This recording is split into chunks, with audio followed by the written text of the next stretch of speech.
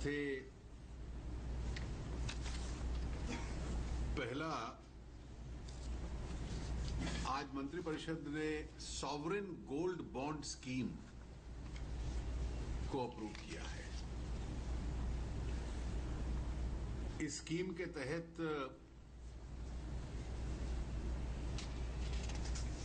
Actual सोना खरीदने की आवश्यकता नहीं है, गोल्ड बॉन्ड्स खरीदे जा सकते हैं। और ये जो गोल्ड बॉन्ड्स होंगे, ये 2 ग्राम, 5 ग्राम, 10 ग्राम, 50 ग्राम, 100 ग्राम इस तरह के वेट के होते हैं। They will be relatable to the weight of gold.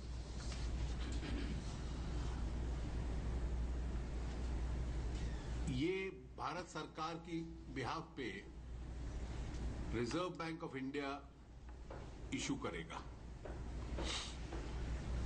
इसकी जो सेल होगी वो केवल इंडियन एंटिटीज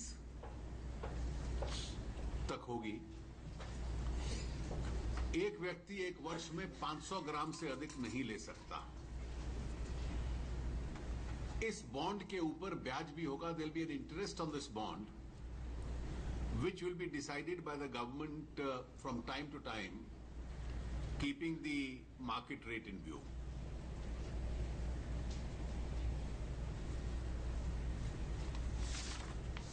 इसका जो रिडेम्पशन भी होगा, बैंक्स, एनबीएफसीज, पोस्ट ऑफिसेज, जितनी ऑथराइज्ड एजेंसीज होंगी उनको ऑथराइज किया जाएगा।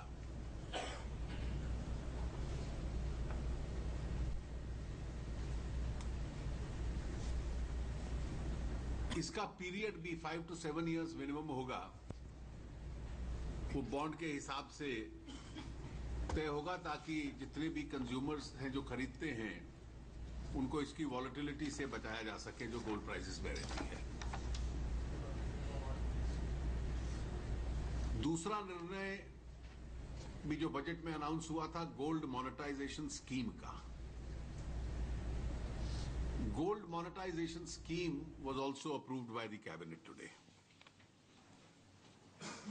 कि जिन लोगों के पास गोल्ड एक आइडल एसेट के रूप में पड़ा है, केवल व्यर्थ रूप में पड़ा है, वो ऑथराइज्ड बैंक्स के पास इसको डिपॉजिट कर सकते हैं। उसके डिपॉजिट का भी टेन्योर होगा, शॉर्ट टर्म, मीडियम टर्म और लॉन्ग टर्म। उसकी डिटेल्स आपको दे दिए जाएंगे। और घर पे व्यर्थ रखना जो ना आपके काम आए ना किसी देश के काम आए, तो अगर इसको बैंकिंग सिस्टम में डाल दिया जाता है तो रिडेम्पशन के टाइम आपको गोल्ड की कीमत भी मिल सकती है। शॉर्ट टर्म डिपॉजिट है तो गोल्ड भी वापस मिल सकता है। और उसके ऊपर जो ब्याज दर तय होगी वो ब्याज भी आपको मिल जाएगा। इस सोने का एक प्रयोग ऑक्शनिंग के लिए, रिजर्व बैंक के गोल्ड रिजर्व्स को रिप्लेनिश करने के लिए, इंडिया गोल्ड कॉइन जिस पे अशोक चक्र होगा, जो भी बजट अनाउंसमेंट था, क्योंकि अभी तक जो गोल्ड कॉइन्स चलते हैं वो भारतीय मूल के नहीं होते। और even for lending it to jewellers, ताकि बाहर से ना मंगवाना पड़े जिसमें विदेशी मुद्रा खर्च होती है, और इसका प्रयोग किया जा सकता है। इसकी डिटेल्स भी आप लोगों को दे दी जाएंगी। एक प्रमुख निर्णय था कि एफडीआई का व्हाइट लेबल एटीएम ऑपरेशंस, ये जो एटीएम मशीन्स बैंक्स प्रयोग करते हैं, इसी प्रकार की एटीएम मशीन्स प्रयोग करने का जो अधिकार अन्य लोगों को दिया जाएगा, उसमें एफडीआई 100% तक ऑटोमेटिक रूट से अलाउ होगी। ये एक अन्य प्रमुख निर्णय था। दो निर्णय अन्य मैं बतला देता हूं। एक स्पेक्ट्रम ट्रेडिंग के संबंध में था, जिसको मंत्रिपरिषद ने अपनी स्वीकृति आज दी है।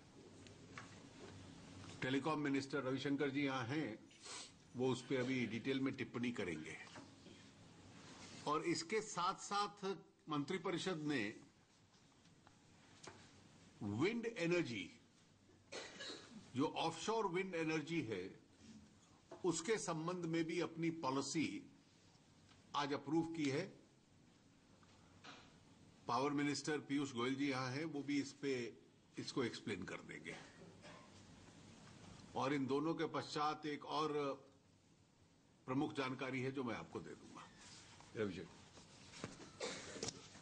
मित्रों, जैसा माननीय वित्त मंत्री जी ने बताया, कुछ महीना पहले हम लोगों ने स्पेक्ट्रम शेयरिंग की पॉलिसी को अप्रूव किया था और स्पेक्ट्रम ट्रेडिंग की पॉलिसी को आज कैबिनेट ने अपनी मंजूरी दे दी है।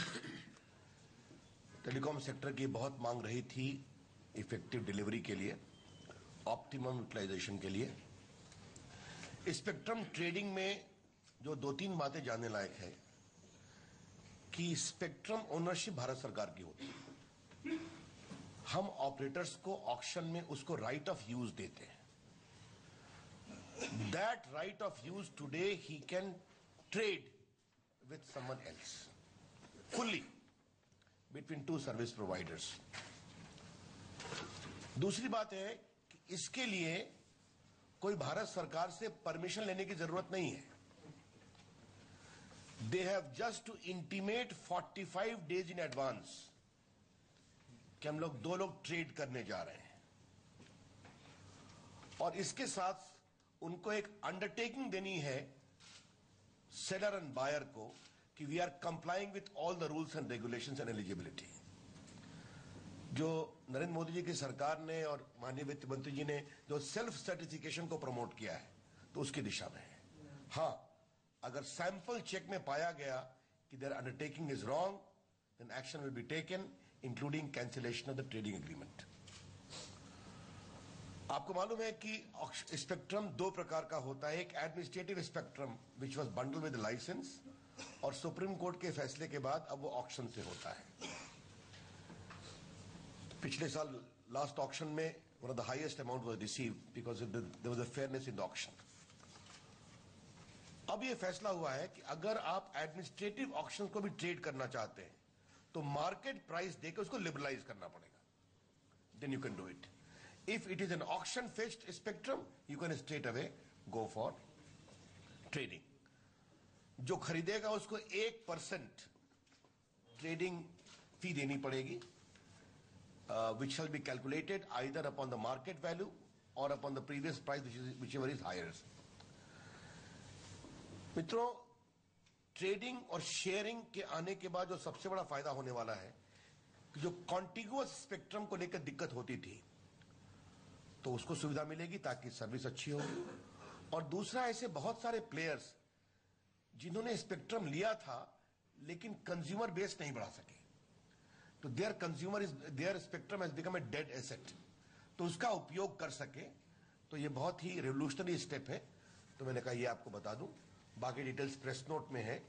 But spectrum trading has been permitted in all the bands in respect of which you are in position of the spectrum. Piyush ji. धन्यवाद जी। आज एक बहुत महत्वपूर्ण नई पॉलिसी तय की गई है कैबिनेट द्वारा ऑफशोर विंड एनर्जी के संबंध में। जैसा प्रधानमंत्री नरेंद्र मोदी जी जब गुजरात के मुख्यमंत्री थे, उन्होंने एक पायनियरिंग काम किया था सोलर एनर्जी पे, और वो पायनियरिंग काम उस समय लगता था कि महंगा है, लेकिन आज उसका परिणाम स्वरूप सोलर एनर्जी सस्ती भी हो गई है देश भर में, और आज हम शायद विश्व के सबसे बड़ी सौर ऊर्जा का स्रोत बन सकेंगे, ऐसी संभावना आगे दिखती है। इसी प्रकार से एक 50 मेगावाट का ऑफशोर विंड प्रोजेक्ट शुरू किया गया था, जिसका काम चालू है, और साथ ही साथ हमने असेसमेंट ली कि भारत की ऑफशोर विंड की कैपेसिटी क्या बन सकती है। अनुमान ये निकला कि गुजरात का जो कोस्ट लाइन है उसके बाहर अगर ऑफशोर विंड एनर्जी को प्रोत्साहित करते हैं तो 1,06,000 मेगावाट की संभावना है बिजली उत्पादन करने की। इसी तरीके से तमिलनाडु के बाहर कोस्टलाइन पे जब असेस किया तो 60,000 से भी अधिक मेगावाट की कैपेसिटी ऑफशोर विंड की पाई गई। और इसी प्रकार अगर पूरे देश की कोस्टलाइन को जब पूरी असेसमेंट कर लें तो संभावना बहुत और अधिक हो सकती है। विश्व में अगर देखें तो यूके यूनाइटेड किंगडम में करीब 4,500 मेगावाट का काम हुआ है, कुछ चल रहा है, और ऐसे लगभग 8,500 मेगावाट विश्व भर में ऑफशोर विंड बने हैं, खास तौर पे यूरोप में। प्रधानमंत्री जी का विशेष आग्रह है कि पर्यावरण के प्रति भारत अपनी संवेदना भी रखे, उसके प्रति जिम्मेदारी से काम करे। तो उसमें ऑफशोर विंड एनर्जी भी एक महत्वपूर्ण काम कर सकता है। उसके लिए आज एक पॉलिसी फ्रेमवर्क गाइडलाइंस तय करी कैबिनेट में, जिसके तहत आगे आने वाले दिनों में कैसे विंड एनर्जी की मैपिंग होगी, कौन कौन से एरियाज में इसकी संभावना ज्यादा है उसको लोकेट किया जाएगा। सरकार उसकी सब अप्रूवल्स डिफेंस से, शिपिंग से, स्पेस डिपार्टमेंट से, अन्य अप्रूवल्स केंद्र सरकार लेके फिर उसको बिडिंग के माध्यम से लोगों को उसमें अट्रैक्ट करेगा कि ऑफशोर विंड एनर्जी, और जैसे जैसे स्केल ऑफ ऑपरेशन बढ़ेगा तो उसकी कंपेटिटिवनेस भी और सुधरेगी। तो एक पायनियरिंग रिन्यूएबल एनर्जी की तरफ एक और पायनियरिंग स्टेप भारत लेने जा रही है। इसकी इंटरनेशनल इम्पैक्ट भी होगी क्योंकि रिन्यूएबल एनर्जी के प्रति पूरे विश्व का आकर्षण है आज के दिन, और इसको हम सक्सेसफुल करेंगे आगे आने वाले दिनों में, ये हमारे पूरी कॉन्फिडेंस है। दो और महत्वपूर्ण विषय जो कैबिनेट से संबंधित नहीं है लेकिन गत 2-4 दिनों में सामने आए हैं, मैंने कहा आपके साथ शेयर करूं। एक निर्णय कल ही लिया गया है जिसमें बाढ़, जो एक पावर प्लांट है, थर्मल पावर प्लांट बिहार में, उस बाढ़ पावर प्लांट की कोई कोल लिंकेज नहीं थी और अभी तक वो मार्केट से कोयला लेके बिजली घर चल रहा था और उसके कारण वो फुल कैपेसिटी पे भी नहीं चल पा रहा था, बिजली बहुत महंगी होती थी।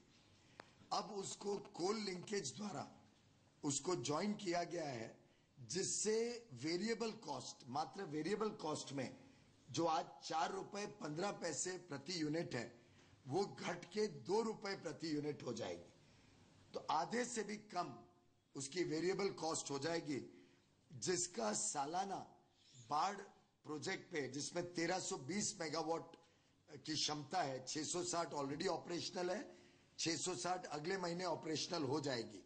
ये 1320 मेगावाट बिजली जो बनेगी उसमें लगभग 2000 करोड़ रुपए सालाना बचेंगे। 2000 करोड़ रुपए every year will be the saving out of this बाढ़ पावर।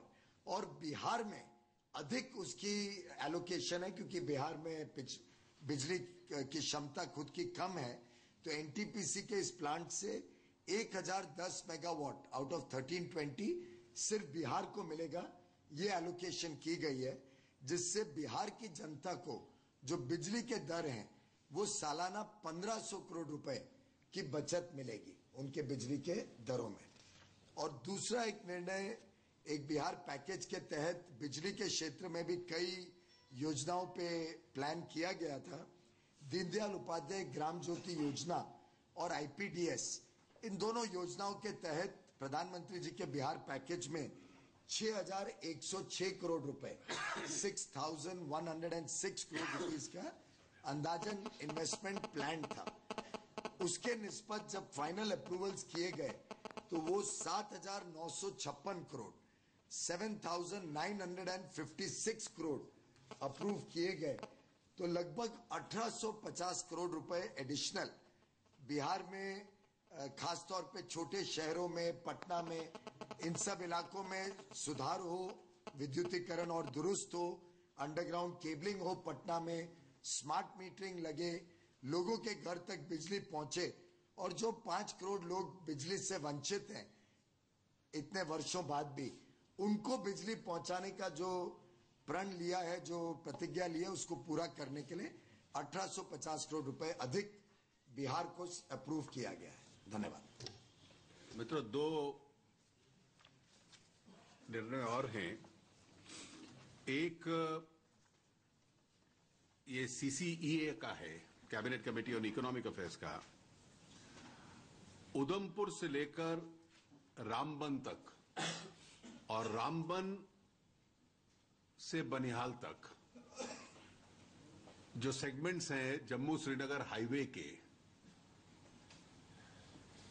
इसकी 4 लेनिंग का जो प्रपोजल था, जो रुका हुआ था, उसके रिवाइज्ड एस्टिमेट्स भी कैबिनेट कमेटी इकोनॉमिक अफेयर्स ने आज मंजूरी दी है। और कश्मीर घाटी को की एक्सेस जम्मू से बढ़े, उससे इसमें काफी लाभ मिलेगा। जो रामबन बनिहाल है, जो सेकंड लेग है, वो 2168 करोड़ का है। और जो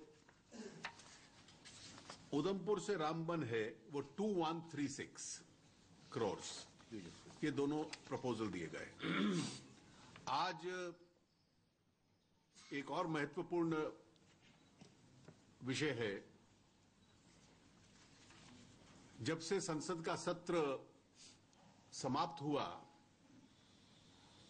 सरकार की ओर से हम लोग कांग्रेस पार्टी के नेतृत्व के साथ बातचीत कर रहे थे और उनके प्रमुख नेताओं के साथ कई बार हम लोगों को बातचीत करने का अवसर मिला। पहले ये संकेत था कि पार्टी के भीतर वो निर्णय लेंगे कि पिछले सत्र के दौरान रुकावटें पैदा करने वाला अपना रवैया उन्होंने कायम रखा है या उसमें परिवर्तन आया है। पूरे सत्र में विशेष रूप से जीएसटी पारित न होने देना, जबकि संवैधानिक संख्या 2/3 जो जीएसटी चाहते हैं लोकसभा से पारित हो चुका है, राज्यसभा में सिलेक्ट कमेटी उसको मंजूर कर चुकी है, पहले स्टैंडिंग कमेटी मंजूर कर चुकी है और राज्यसभा में भी संख्या सरकार के साथ है। तो उस परिस्थिति में केवल कांग्रेस पार्टी के पास एक हथियार है कि सदन न चलने देना और चेयर किसी प्रकार से डिस्टर्बेंसेस की वजह से हाउस को अडजर्न करे। बहुमत उनके खिलाफ है, तर्क उनके खिलाफ है और संख्या तो स्पष्ट है। तो केवल डिस्टर्बेंस को यूज करना इसको रोकने के लिए हम लोगों ने काफी चर्चा के दौरान उनको समझाने की और बातचीत करने की कोशिश की कि आज विश्व की जो आर्थिक स्थिति है, जब विश्व में मंदी की स्थिति आई है, ग्लोबल स्लोडाउन है और इस स्थिति में भारत अपनी विकास दर को आगे और बढ़ा सकता है, तो सारे राजनीतिक दलों को देश हित में एक होना चाहिए। This is time for political parties to display some element of statesmanship, particularly when India is trying to emerge as an important economic force with high growth rates in the midst of global slowdown.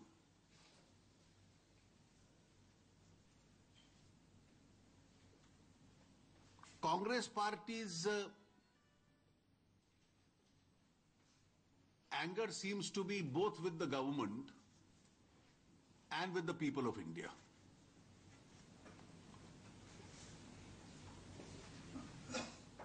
Their attitude is almost guided by a revenge against the people who reduced them to 44 seats. And therefore, we have been finally told by them that their same attitude would continue. And And that is also apparent from their statement in the newspaper today. We have therefore decided that our priority is growth. हमारी प्राथमिकता देश का विकास है और सरकार की ओर से हम इसके लिए प्रयास करते रहेंगे। और इस राजनीतिक वास्तविकता को मद्देनजर रखते हुए आज cabinet committee on parliamentary affairs की मीटिंग हुई अभी मंत्रिपरिषद की मीटिंग के बाद, तो उसमें तय ये किया कि फिलहाल राष्ट्रपति जी को ये सिफारिश की जाए कि मॉनसून सेशन को परोख किया जाए। हम लोग प्रयास करते रहेंगे, सभी राजनीतिक दलों के साथ हम लोग संपर्क में हैं और लगभग कांग्रेस को छोड़कर सभी दल इसके पक्ष में हैं। लोकसभा में भी उन सब ने इस कानून के पक्ष में ही वोट दिया था, पॉजिटिव वोट दिया था। कांग्रेस वॉकआउट की थी, उन्होंने वॉकआउट को ज्वाइन नहीं किया था और इसलिए हम लोगों का प्रयास चलता रहेगा। अगर स्थिति में कोई परिवर्तन आता है तो मंत्रिपरिषद उस पर फिर एक बार पुनः विचार करेगा, क्योंकि मंत्रिपरिषद की जो कमेटी है पार्लियामेंट्री अफेयर्स की, उसने आज ये निर्णय किया कि राष्ट्रपति जी को परोख करने की सिफारिश की जाए। धन्यवाद। सर, अब चूंकि आपने प्रोरोग करने का कह रहे, तो पहली जुलाई 2016 से लेकर सबको जीएसटी लागू करने को लेकर आप कितने आशान्वित हैं, क्योंकि अब उम्मीद बहुत कम है। Your guess is as good as mine. Lakshman, इसका एक गोल्ड मोनेटाइजेशन स्कीम को लेकर जो आपने मंजूरी दी है कैबिनेट ने, वो कब से शुरू किया जाएगा? उसकी डेट वगैरह, उसका नोटिफिकेशन निकलेगा और नोटिफिकेशन में date it will come very soon. इससे जुड़ा सवाल, इसके तहत जो भी गोल्ड जमा किया जाएगा, क्या उससे पूछा जाएगा गोल्ड आपने कहां से खरीदा, इस बात का सोर्स ऑफ परचेजिंग पूछा जाएगा? This is not a black money immunity scheme. Sir, ये स्पेक्ट्रम पे कैपिंग है कि सर विदाउट कैपिंग है ट्रेडिंग है? किसमें? स्पेक्ट्रम ट्रेडिंग में अभी स्पेक्ट्रम की कैपिंग जो है वो तो है। आपको मालूम है कि मैंने उसके लिए एक कमेटी बनाई है देखने के लिए, तो वो जब कमेटी की रिपोर्ट है कि हम विचार करेंगे। लेकिन अभी जो कैपिंग है वो चलेगी, लेकिन बहुत सारे प्लेयर्स हैं जो ट्रेडिंग इफेक्टिवली करना चाहते हैं। So any estimate on how much we plan to mobilize through the GMS, gold monetization? I can't say the amount because you see, in the monetization scheme, essentially it is raw gold which will come. Because gold will be taken and either for short term gold will be returned or in long term cash plus interest will be returned. Even in short term you will get interest. Ornaments per se will not be possible because those who deposit ornaments want ornaments back, and that under the scheme doesn't fit in. So it will depend on how much gold people are in a position to declare. Now, keeping in mind the fact that the exemption limits on income tax are also reasonably okay. So, Richa here from Business Line.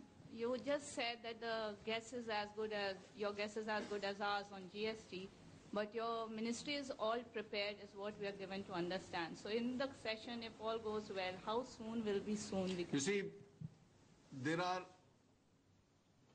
two things which are required, or three things, if I may say. One, approval by the Rajya Sabha, and thereafter immediate approval by 50% of the state assemblies.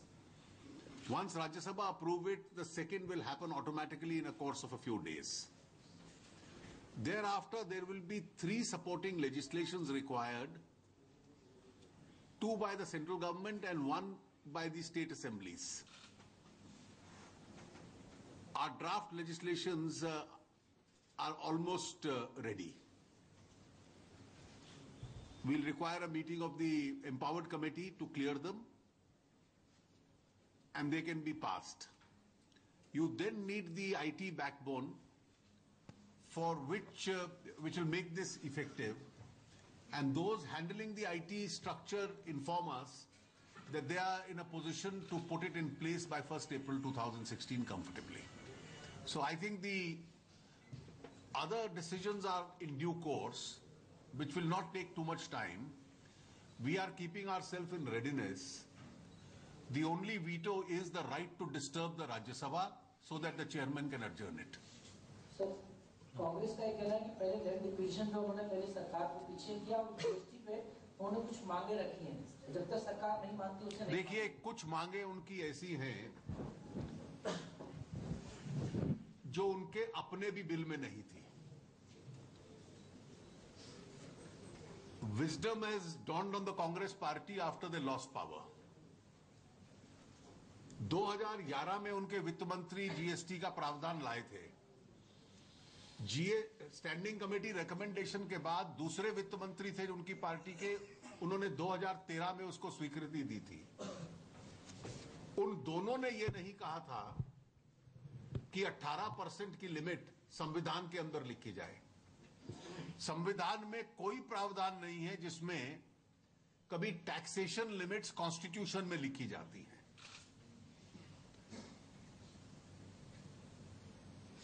अलग अलग चीजों के लिए GST council अलग अलग taxation भी तय कर सकती है.